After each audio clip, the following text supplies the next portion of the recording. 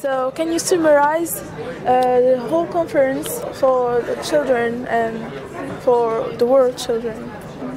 Okay, that is a tall order. I guess if I were to summarize the conference in a couple of sentences, I would say we have made tremendous progress in the sciences that enable us to deal with waste recycling in a very energy efficient way, in an economically viable way.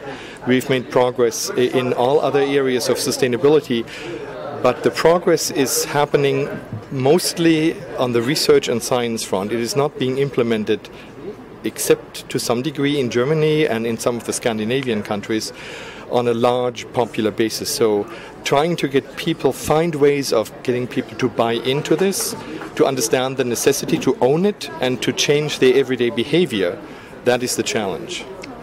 Thanks. So can you give a last word for the Alfetra children? Absolutely. And maybe I will quote one of my colleagues at Manhattanville College.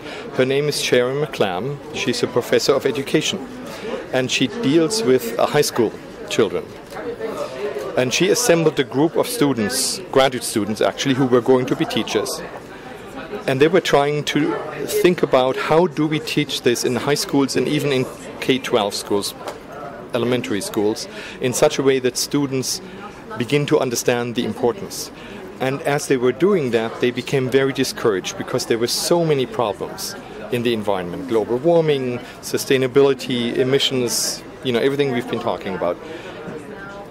And they decided to make that problem a research project. So they engaged a method that sociologists use that is called autoethnography. So you observe yourself as a group. And they actually published that as a paper in a scientific journal, the students and the teacher together, the faculty member. And the answer they found is that the most efficient way, and they found a scientific answer to that, was to simply do something about it. As long as you felt you were doing something about it, you could deal with that sense of hopelessness and you could begin to hope again.